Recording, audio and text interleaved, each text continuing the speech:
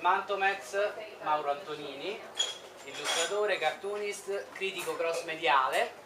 Questa sera celebriamo Batman, questo penso che se siete qui lo sapete.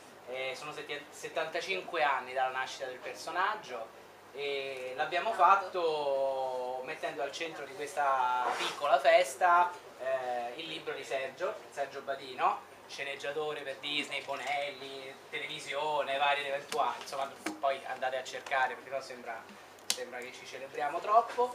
Il romanzo edito da Libero di Scrivere, si chiama Uccidete il pipistrello ed è un romanzo di cui poi parleremo più approfonditamente, che ha al centro la figura di Batman, come potete vedere.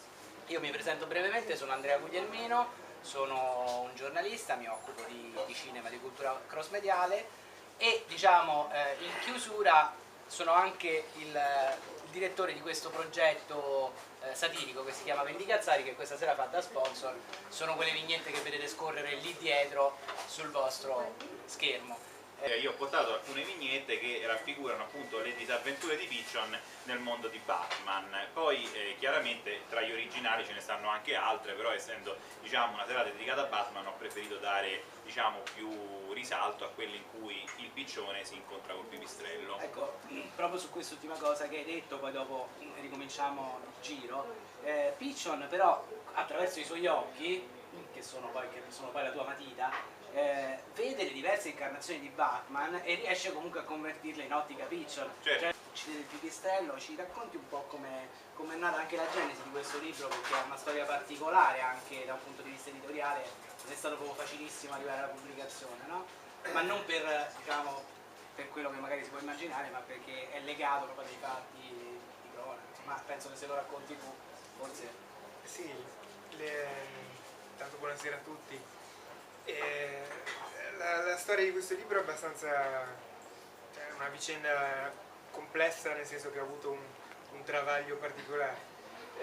È stato scritto per uscire originariamente con l'ultimo film della trilogia di Nolan e quindi appunto... Quindi parliamo del 2012 pare, giusto? Sì.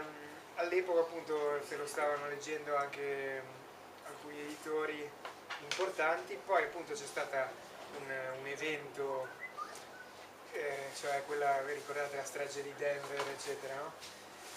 Che appunto per molti editori che avevano in lettura questo libro è sembrata una triste concomitanza, no? Cioè insomma, visto che il romanzo racconta degli eventi simili a tratti, allora molti hanno detto beh ci sembra un po' di cattivo gusto e quindi hanno preferito lasciar stare, no?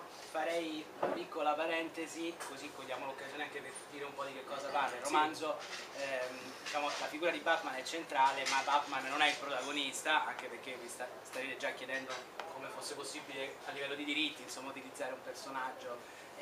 Batman è, diciamo, la principale passione del protagonista di questa storia, che è un po' come voi che siete qui perché amate Batman. Lui si chiama Roberto Canis, è una persona normale, in pensione, che però conosce benissimo Batman sin dalle sue prime incarnazioni, sia i fumetti, telefilm e film, e a un certo punto si trova invischiato in un giallo, per cui è lui stesso a dover fare un po' il Batman della situazione.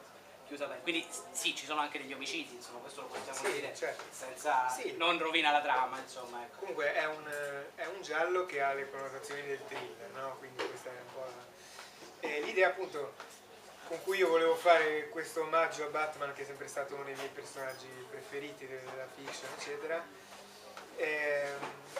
era appunto la chiave del romanzo di intrattenimento, no? Io ho pensato a un romanzo che si potesse portare volentieri sotto l'ombrellone o così, insomma qualcosa che dovesse avvincere, ecco.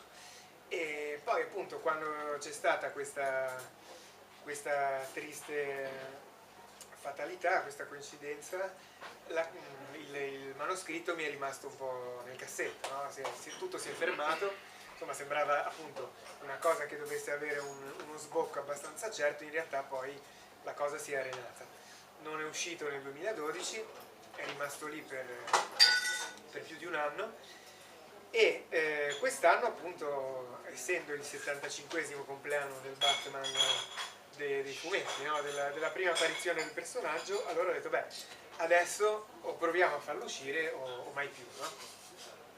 Quindi ho parlato con questo editore di Genova, che è la mia città, gli ho detto: senti, io ho questo libro qui, vuoi fare, ti interessa? Lui l'ha letto, gli è piaciuto, ha detto: facciamolo.